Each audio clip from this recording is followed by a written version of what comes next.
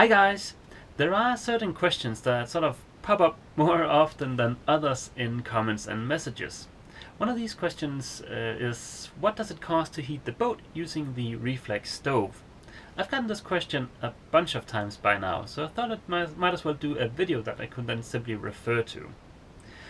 When it comes to heating the boat using the Refleks stove versus using an electric heater, of course that is going to be highly dependent on the price of both electricity and diesel in the area where you're located.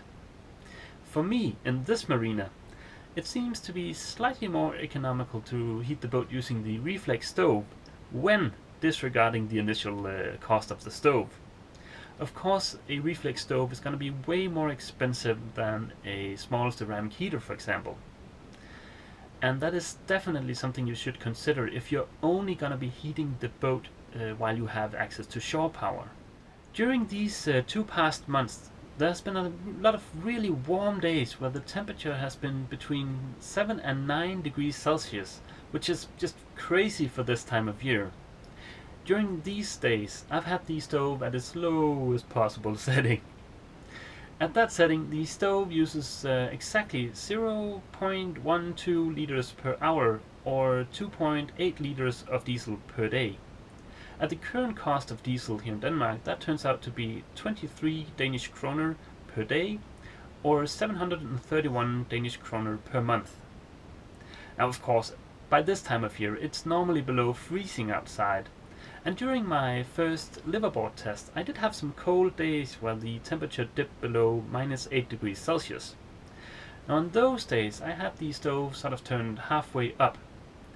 And at that setting, the stove uses 0.23 liters of diesel per hour or 5.5 liters of diesel per day.